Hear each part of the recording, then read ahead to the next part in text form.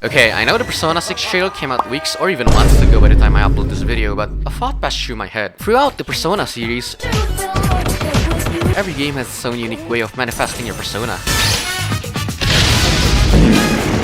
For Persona 1 and 2, well, they just kinda appeared when commanded. There's no fancy rituals or anything like the modern games. Interestingly though, they each have some sort of meaning to summoning their personas. In Persona 1, personas are innate powers granted by Philemon. And in Persona 2, they're manifestations of the self that grow through accepting who you are and confronting the line between rumors and reality. Persona 3 was the one that started the ritual/symbolism of summoning personas, with you literally shooting yourself since that's kinda the whole theme of the game. The Evoker resembles a gun because every time they summon a persona, they're symbolically accepting their own mortality, in which, spoiler alert for a 20-year-old game, seriously, why did you click on this video? You die in the end.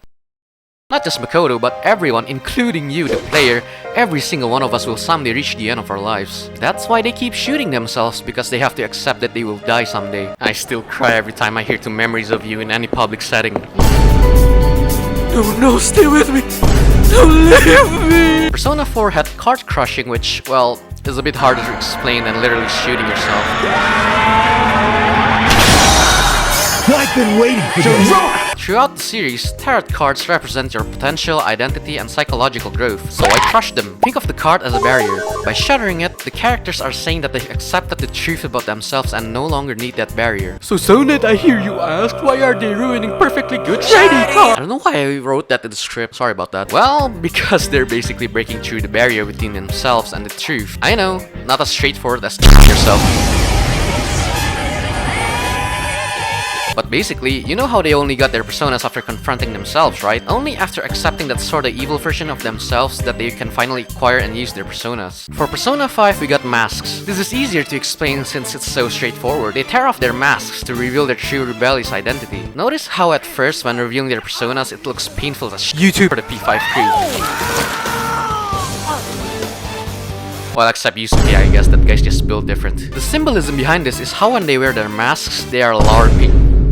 No, I'm serious, I'm just using terms that make this easier to understand. With their masks on, they are playing as a person that isn't their true selves. The Phantom Thieves wear literal masks that represent the false identity they've been forced to wear by society. Whether it's obedience, fear, or the expectations others place on them. When they awaken, they violently tear off their mask, causing blood to appear on their face. It's painful because rejecting the identity you've been forced into isn't easy. Once the mask comes off, their true rebellious self is revealed and their persona emerges. The point is, every modern Persona game ties its summoning method directly to its central theme. So now, what do I think is gonna be the Persona summoning method for Persona 6? Well, first off, let's look at the weird-ass trailer that we got. Notice how there are graves everywhere and what looks like to be our main protagonist. Or, I guess just some random kid going to graves for a test of courage or whatever. That device might be Scooby-Doo-ish or, you know, Persona 3 again. Also, the ending sequence with a lot of different images that looks like magazine cut-ups or burnt images and such. The trailer definitely gives off mystery vibes. Graves, burnt photographs, magazine cutouts. It sort of feels like that we're investigating something. Kinda like Persona 4, but focusing more on the horror aspect. So, I can think up a couple of possible ways to their method of summoning personas. The first one is, well, You kill yourself now.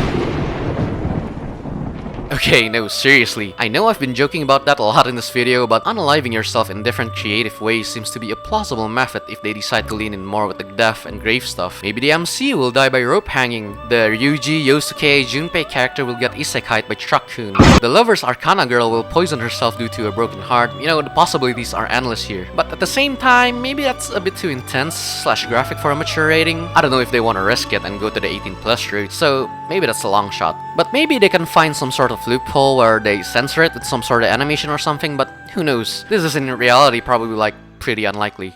My safest prediction is burning photographs, since you can see multiple burned photos on the trailer. This is more likely, but not really, since it's kinda literal and I don't think they'll make it that easy to guess. If they do decide to go this path, then what I can imagine is them burning something precious like a photo of the dead family member, a letter from a crush that became unrequited, or a pendant of a loved one that's no more. Burning the precious items could symbolize them confronting buried memories, accepting the past that can't be hidden forever, or finding out the truth that they've forgotten. Sorta like a mix of the three game's themes, honestly.